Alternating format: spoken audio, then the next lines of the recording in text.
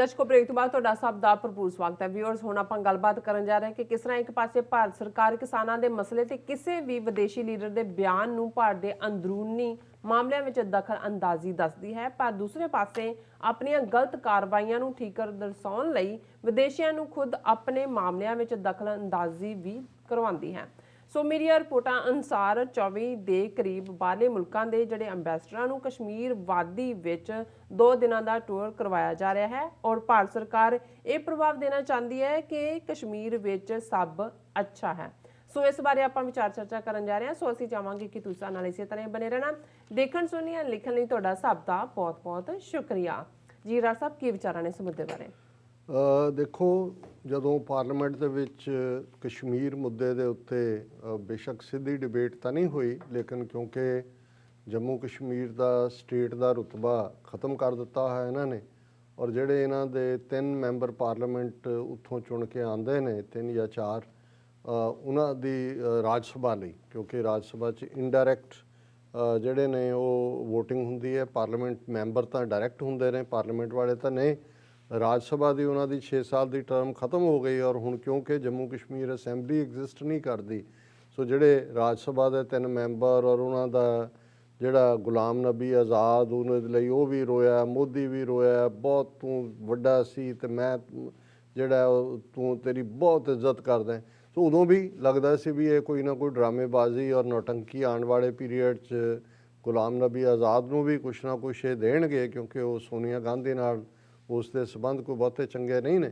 ਪਰ ਉਸ ਸਾਰੀ ਡਿਬੇਟ ਦੇ ਵਿੱਚ ਇੱਕ ਨੁਕਤਾ ਜਿਹੜਾ ਉਦੋਂ ਮੀਡੀਆ ਦੀ ਖਬਰ ਵੀ ਸੀ, ਲੇਕਿਨ ਬਹੁਤ ਉਹਨੂੰ ਗੌਣ ਕਰਕੇ ਲਾਇਆ ਹੋਇਆ ਸੀ, ਉਹਦੇ 'ਚ ਇਹ ਸੀ ਕਿ ਇਹਨੇ ਅਮਿਤ ਸ਼ਾਹ ਨੇ ਕਿਹਾ ਕਿ Jammu and Kashmir to get status of a state at appropriate time.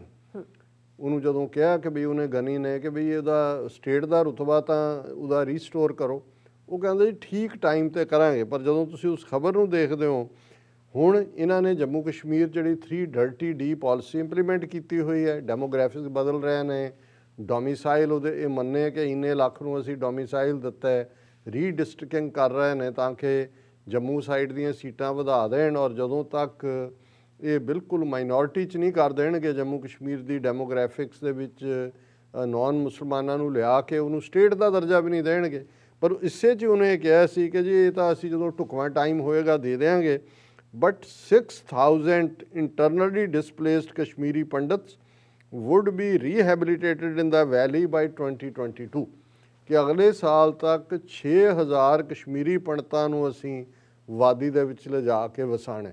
ਸੋ ਹੁਣ ਜੋ ਉੱਥੇ ਚੱਲ ਰਿਹਾ ਹੈ, ਜਿਵੇਂ ਉਹਨਾਂ ਨੇ ਈਵਨ ਜੰਮੂ ਕਸ਼ਮੀਰ ਦਾ ਜਿਹੜੇ ਐਡਮਿਨਿਸਟ੍ਰੇਟਿਵ ਕਾਡਰ ਹੈ ਉਹਨੂੰ ਤੋੜਿਆ, ਉਹਨੂੰ ਆਲ ਇੰਡੀਆ ਕਾਡਰ 'ਚ ਮਰਜ ਕਰ ਦਿੱਤਾ, ਬਾਕੀ ਬੜੀ ਤੇਜ਼ੀ ਦੇ ਨਾਲ ਇਹ ਚੱਲ ਰਿਹਾ।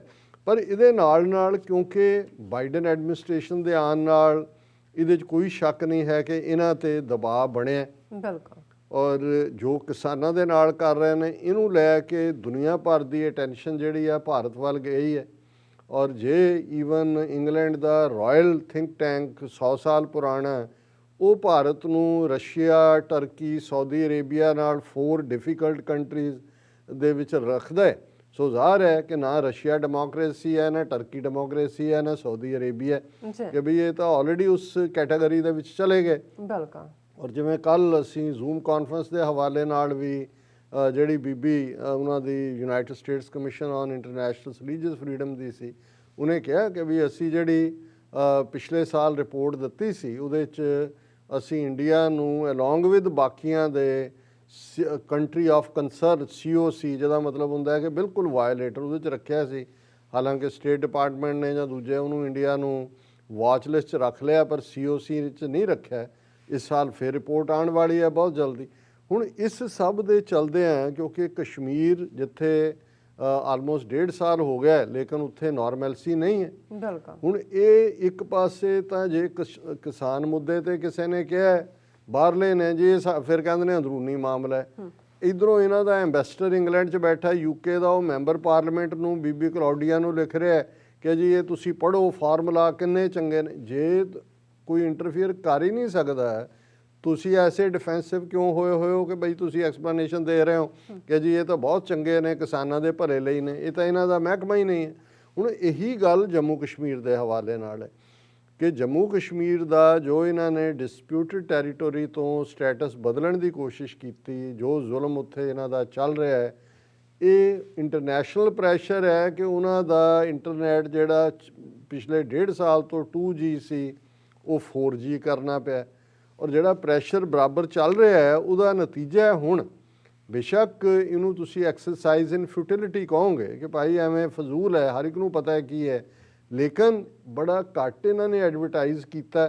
ਹੁਣ ਜਦੋਂ ਕਿ ਇਹਨਾਂ ਨੇ ਇੱਕਦਮ ਸਟੇਟਸ ਬਦਲਿਆ ਕਸ਼ਮੀਰ ਦਾ, ਤੋੜਿਆ ਜੰਮੂ ਕਸ਼ਮੀਰ ਨੂੰ, ਇਹ ਉਦੋਂ ਜਿਹੜੀ ਇਹਨਾਂ ਦੀ ਜਿਹੜੀ ਰਿਪੋਰਟ ਡਿਸਇਨਫੋ ਲੈਬ ਦੀ ਆਈ ਕਿ ਕਿਵੇਂ ਇਹਨਾਂ ਨੇ 600 ਤੋਂ ਜ਼ਿਆਦਾ ਆਪਣੇ ਥਿੰਕ ਟੈਂਕ NGOs ਦੂਸਰੀਆਂ ਬਣਾਈਆਂ ਹੋਈਆਂ ਜਿਹਨੂੰ ਇੰਡੀਅਨ ਏਜੰਸੀਆਂ ਜਿਹੜੀਆਂ ਨੇ ਇੰਟੈਲੀਜੈਂਸ ਏਜੰਸੀਆਂ ਸਪਾਂਸਰ ਕਰਦੀਆਂ ਨੇ, ਸਭ ਜਾਲੀ ਕਿਸਮ ਦੇ।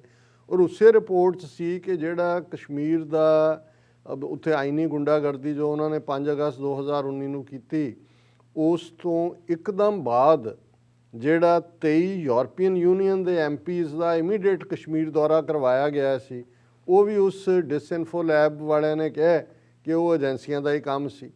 ਹੁਣ ਉਦੋਂ ਵੀ ਇਹ ਪ੍ਰਭਾਵ ਦੇਣਾ ਚਾਹੁੰਦੇ ਸੀ ਆਪਣੇ, ਉਹਨਾਂ ਨੇ ਉਸ ਕਿਸਮ ਦੇ ਰਾਈਟ ਵਿੰਗਰ ਜਿਹੜੇ ਨੇ RSS ਨੇ ਜਿਨ੍ਹਾਂ ਨਾਲ ਤਾਲੁਕ ਬਣਾਏ ਹੋਏ ਨੇ।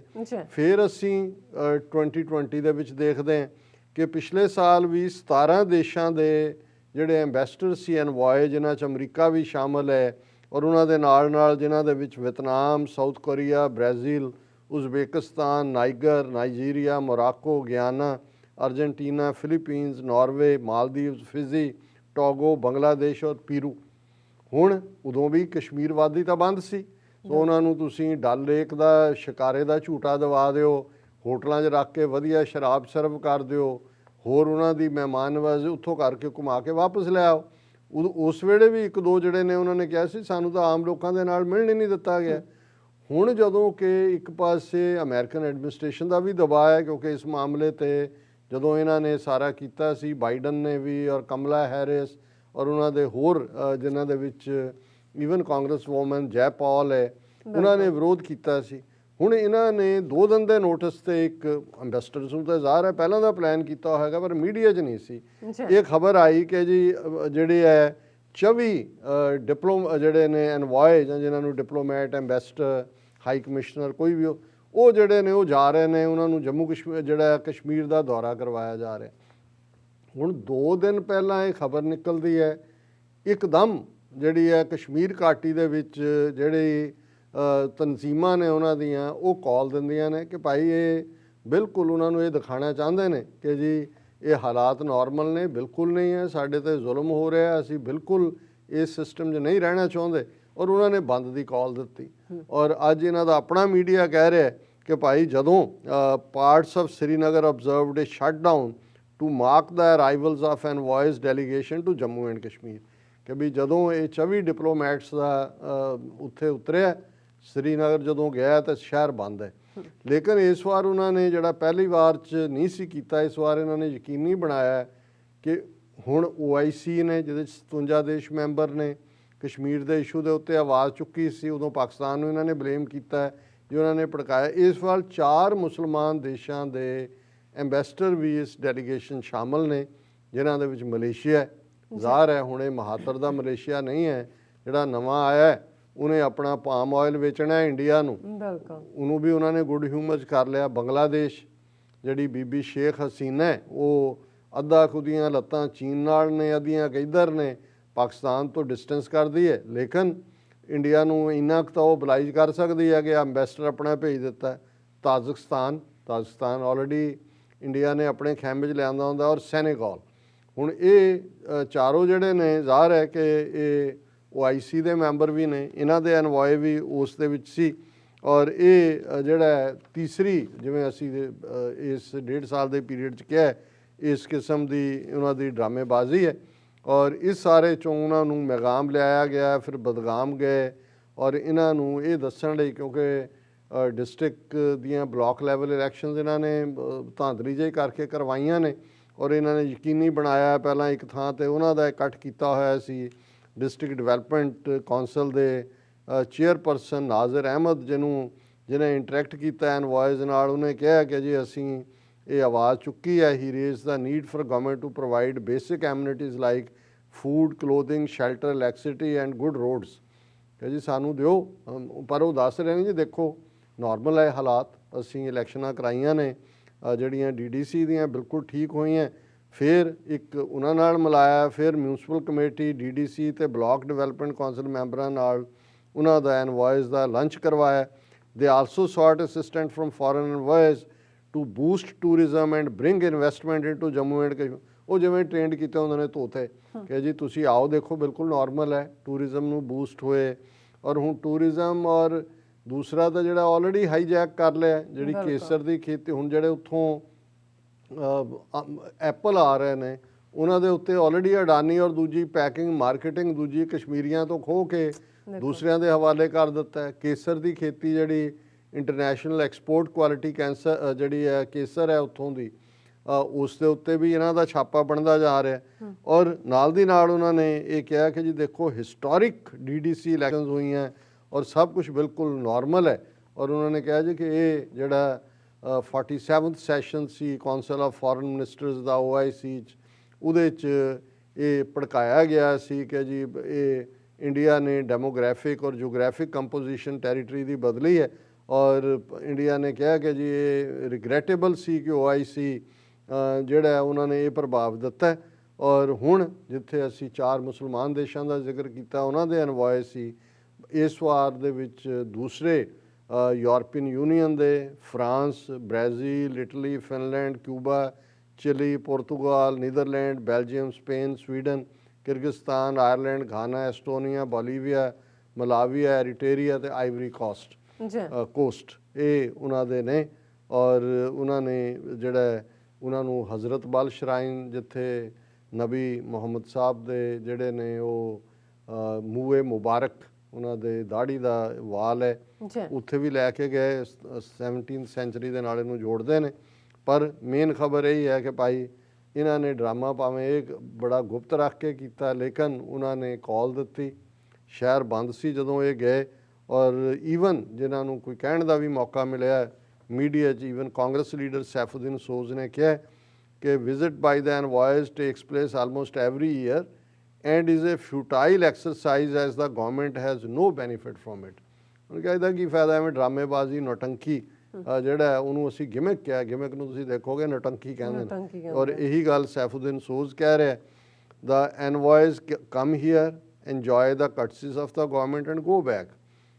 ਔਰ ਬਾਕੀ ਉਹਨਾਂ ਦੇ ਕੋਈ ਬਹੁਤਾ ਕੰਸਰਨ ਨਹੀਂ ਹੁੰਦਾ ਕਿ ਭਾਈ it would be better that the government opens a dialogue with the mainstream parties of Kashmir. Soz said ਉਹਨਾਂ ਨੇ ਕਿਹਾ ਜੀ ਇਹ ਡਰਾਮੇ ਡਰੂਮੇ ਛੱਡੋ ਔਰ ਗੱਲਬਾਤ ਕਰੋ ਓਪਨਲੀ ਔਰ ਮਸਲੇ ਨੂੰ ਜਿਹੜਾ ਉਸ ਦਾ ਸਮਝੋ। ਇਸੇ ਤਰ੍ਹਾਂ ਜਿਹੜੇ ਹੁਰੀਅਤ ਕਾਨਫਰੰਸ ਦੇ ਨੇ ਮੀਰ ਵਾਇਜ਼ ਉਮਰ ਫਾਰੂਕ, ਉਹਨਾਂ ਨੇ ਕਿਹਾ ਕਿ ਐਨਵਾਇਸ a visit of envoys was a curated tour for misleading the world ਕਿ ਦੁਨੀਆ ਨੂੰ ਗਮਰਾਹ ਕਰਨ ਲਈ, ਜਿਵੇਂ ਉਹ ਟੇਲਰ ਟਿਊਟਰਡ ਹੁੰਦਾ, ਤੁਸੀਂ ਪੂਰਨੇ ਪਾ ਦਿੰਦੇ ਹੋ ਤੇ ਬੱਚਾ ਉਹਦੇ ਤੇ ਹੀ ਲਿਖਦਾ ਹੈ, ਉਹਨੂੰ ਹੀ ਜਿਹੜਾ ਕਿਊਰੇਟਡ ਕਹਿੰਦੇ ਨੇ। ਔਰ ਉਹਨਾਂ ਨੇ ਕਿਹਾ ਕਿ ਵੀ ਇਹ curated tour of foreign dignitaries to showcase normalcy in the valley to the outside world is misleading। People spontaneous strike, the only means of protest left to them, speaks volumes to the world of what people feel and want। ਉਹਨਾਂ ਨੇ ਕਿਹਾ ਜੀ spontaneous ਹੁਣੇ ਹੀ ਪਤਾ ਲੱਗਾ, ਉਹਨਾਂ ਨੇ ਕਿਹਾ ਬੰਦ ਕਰ ਦਿਓ ਸਾਰਾ। ਇਹ ਜਵਾਬ ਹੈ ਵੈਲੀ ਦੇ ਲੋਕਾਂ ਦਾ ਵੀ ਉੱਥੇ ਹਾਲਾਤ ਕੀ ਨੇ। ਔਰ ਅਸੀਂ ਸਮਝਦੇ ਹਾਂ ਕਿ ਇਹ ਸਾਰੇ ਦੇ ਨਾਲ ਨਾਲ ਜਿਹੜੀਆਂ ਖਬਰਾਂ ਗਰਾਊਂਡ ਤੋਂ ਨੇ, ਜਿਵੇਂ ਹੁਣ ਉਮਰ ਅਬਦੁੱਲਾ ਦੀ ਕੱਲ੍ਹ ਹੀ ਇਹ ਸਟੇਟਮੈਂਟ ਸੀ, new model of democracy. Omar Abdullah claims his family locked up at home। Police claim that due to adverse intelligence inputs, the movement of protected persons has been discouraged। ਹੁਣ ਕਿਉਂਕਿ ਇਹ ਲਿਜਾਣੇ ਸੀ ਡਰਾਮਾ ਕਰਨ ਨੂੰ, ਤੇ ਉਮਰ ਅਬਦੁੱਲਾ ਜਾਂ ਦੂਜਾ ਉਹਨਾਂ ਨੇ ਕਿਹਾ ਵੀ ਉਹ ਕਿਤੇ ਮਿਲੇ ਨਾ ਪੈਣ ਉਹਨਾਂ ਨੂੰ, ਖੁਦ ਹੀ ਜਾ ਕੇ ਤੇ ਉਹਨਾਂ ਨੂੰ ਘਰਾਂ 'ਚ ਲੌਕ ਕਰਤਾ ਤੇ ਕਹਿ ਰਹੇ ਨੇ ਜੀ ਤੁਹਾਡੀ ਸਿਕਿਉਰਿਟੀ ਦਾ ਬੜਾ ਫਿਕਰ ਹੈ ਸਾਨੂੰ। ਜਿਵੇਂ ਉਹ ਨਨਕਾਣਾ ਸਾਹਿਬ ਦਾ ਜਥਾ ਜਿਹੜਾ ਜਾਣ ਲਈ ਤਿਆਰ ਬੈਠਾ ਸੀ, ਵੀਜ਼ੇ ਕਲੀਅਰ ਹੋਏ ਹੋਏ, ਉਹਨਾਂ ਕਹਿੰਦੇ ਤੁਹਾਡੀ ਸਿਕਿਉਰਿਟੀ ਦਾ ਖਤਰਾ ਹੈ। ਸੋ ਉਮਰ ਅਬਦੁੱਲਾ ਕਹਿੰਦਾ ਨਿਊ ਮਾਡਲ ਆਫ ਡੈਮੋਕ੍ਰੇਸੀ, ਇਹ ਨਵਾਂ ਮਾਡਲ ਹੈ। ਔਰ ਨਾਲ ਦੀ ਨਾਲ ਇੱਕ ਈਵਨ ਨੈਸ਼ਨਲ ਕਾਨਫਰੰਸ ਦਾ ਲੀਡਰ ਉਹਨੂੰ, ਇਹ ਵੀ ਅੱਜ ਦੀ ਖਬਰ ਹੈ, national conference leader held under UAPA for hate speech. ਹੁਣ ਇਹ UAPA ਦੇ ਥੱਲੇ 3-3 ਸਾਲ ਜ਼ਮਾਨਤ ਨਹੀਂ ਹੁੰਦੀ ਉਹਨੂੰ, ਜਿਹੜਾ ਉਹਨਾਂ ਨੇ, ਔਰ ਜਿਹਨੂੰ ਫੜਿਆ ਇਹ ਹਿਲਾਲ ਲੋਨ, ਇਹਨਾਂ ਦਾ ਫਾਦਰ ਵੀ ਜਿਹੜਾ ਮਿਸਟਰ ਲੋਨ ਮੈਂਬਰ ਪਾਰਲੀਮੈਂਟ ਹੈ, ਔਰ national conference leader Hilal loan has been arrested under unlawful activities prevention act for allegedly delivering a hate speech at a rally during last year's district development council elections in Bandipora, a senior police official said ਕਿ ਪਿਛਲੇ ਸਾਲ ਤੂੰ ਫਲਾਂ ਥਾਂ ਦੇ ਉੱਤੇ ਜਿਹੜੀ ਹੈ ਨਫ਼ਰਤ ਭਰੀ ਤਕਰੀਰ ਕੀਤੀ ਸੀ, ਔਰ ਇਹ ਜਿਹੜੇ ਹੁਣ Mohammad Akbar Lone member of parliament ਨੇ, ਇੱਕੋ ਇੱਕ ਉਹਨਾਂ ਦਾ ਇਹ ਲੜਕਾ ਹੈ, ਉਹਨੂੰ ਮੰਡੇ ਅਰੈਸਟ ਕੀਤਾ MLA ਹੋਸਟਲ 'ਚੋਂ, ਔਰ ਇਹ ਜਿਹੜਾ ਉਹ new model of democracy. So ਹੁਣ ਇਲੈਕਟਿਡ MP ਦਾ ਲੜਕਾ ਲੀਡਰ ਉਹ UAPA ਥੱਲੇ ਬੰਦ ਹੈ। ਉਮਰ ਅਬਦੁੱਲਾ ਜਿਹੜਾ ਪਾਰਟੀ ਲੀਡਰ ਹੈ ਉਹਨੂੰ ਉਹਦੇ ਘਰ 'ਚ ਨਜ਼ਰਬੰਦ ਕਰ ਦਿੱਤਾ ਕਿ ਤੇਰੀ ਸਿਕਿਉਰਿਟੀ ਨੂੰ ਖਤਰਾ ਹੈ, ਆਮ ਲੋਕ ਨਿਕਲਣ ਲਈ ਨਹੀਂ ਨੇ, ਔਰ ਜਿਹੜਾ ਉਹ 2 ਦਰਜਨ ਜਿਹੜੇ ਨੇ ਉਹ ਐਨਵਾਏ ਉਹਨਾਂ ਨੂੰ ਲਿਜਾਇਆ ਜਾ ਰਿਹਾ, ਔਰ ਇਹ ਫਰਮਾਨ ਕੀਤਾ ਜਾ ਰਿਹਾ ਦੇਖੋ ਜੀ ਸਭ ਅੱਛਾ ਹੈ। ਇਹ ਫਿਰ ਉਵੇਂ ਹੀ ਹੈ ਜਿਵੇਂ ਮੋਦੀ ਨੇ ਹਿਊਸਟਨ 'ਚ ਕਿਹਾ ਸਭ ਚੰਗਾ ਸੀ, ਉਹ 5-7 ਜ਼ਬਾਨਾਂ ਦੇ ਵਿੱਚ ਉਹ ਲਫ਼ਜ਼ ਬੋਲ ਕੇ, ਤੇ ਇਹੀ ਕਿਉਂਕਿ ਚੰਗਾ ਅੱਛਾ, ਅੱਛੇ ਦਿਨ ਆने वाले हैं, अच्छे दिन आ गए हैं, ਸਭ ਚੰਗਾ ਸੀ। ਹੁਣ ਇਹੀ ਨਟੰਕੀ ਇਸ ਵੇਲੇ ਨਟੰਕੀ ਮਾਸਟਰਾਂ ਦੇ ਹੱਥ 'ਚ ਹਕੂਮਤ, ਜਿਹੜੇ ਵਰਸਟ ਕਿਸਮ ਦੇ ਫਾਸ਼ਿਸਟ, ਵਰਸਟ ਕਿਸਮ ਦੇ ਨਾਜ਼ੀ, ਔਰ ਇਹ ਅਸੀਂ ਪਹਿਲੇ ਸੈਗਮੈਂਟ 'ਚ ਸਿੱਖਾਂ ਦੇ ਨਾਲ ਪੰਜਾਬ 'ਚ ਕੀ ਵਾਪਰ ਰਿਹਾ, ਇੱਕੋ ਇੱਕ ਭਾਰਤੀ ਯੂਨੀਅਨ ਦਾ ਸੂਬਾ ਜਿੱਥੇ ਸਿੱਖ ਮੈਜੋਰਿਟੀ 'ਚ ਨੇ, ਤੇ ਜੰਮੂ ਕਸ਼ਮੀਰ 'ਚ ਇਹਨਾਂ ਨੇ ਕੀ ਕੀਤਾ ਤੇ ਅੱਜ ਕੀ ਕਰ ਰਹੇ ਨੇ, ਤੇ ਕਿਵੇਂ ਨੌਟੰਕੀ ਨਾਲ ਹਰ ਚੀਜ਼ ਨਾਰਮਲ ਸਾਬਤ ਕਰਨ ਦੀ ਕੋਸ਼ਿਸ਼ ਕਰ ਰਹੇ ਨੇ। ਜੰਮੂ ਕਸ਼ਮੀਰ ਇੱਕੋ ਇੱਕ ਸੂਬਾ ਹੈ ਭਾਰਤੀ ਯੂਨੀਅਨ ਦੇ ਵਿੱਚ ਜਿੱਥੇ ਮੁਸਲਮਾਨ ਮੈਜੋਰਿਟੀ 'ਚ ਨੇ, ਪਰ ਉੱਥੇ ਵੀ ਇਹ ਡੈਮੋਗ੍ਰਾਫਿਕਸ ਚੇਂਜ ਕਰਕੇ ਜਿਹੜਾ ਉਸ ਨੂੰ ਇੱਕ ਹਿੰਦੂ ਸੂਬਾ ਬਣਾਉਣਗੇ, ਔਰ ਫਿਰ ਕਹਿਣਗੇ ਲਓ ਜੀ ਸਟੇਟ ਦਾ ਅਸੀਂ ਦਰਜਾ ਦੇ ਦਿੱਤਾ ਤੇ ਸਭ ਠੀਕ ਠਾਕ ਹੈ। ਜੀ ਰਾਜ ਸਾਹਿਬ ਤੁਹਾਡਾ ਬਹੁਤ ਬਹੁਤ ਸ਼ੁਕਰੀਆ। ਸਾਥ ਲੈਣਾ ਬ੍ਰੇਕ। ਵਿਊਅਰਸ ਤੁਸੀਂ ਇਸੇ ਤਰ੍ਹਾਂ ਹੀ ਬਨੇ ਰਹਿਣਾ, ਮਿਲਦੇ ਹਾਂ ਆਫਟਰ ਦਿਸ ਸ਼ਾਰਟ ਬ੍ਰੇਕ।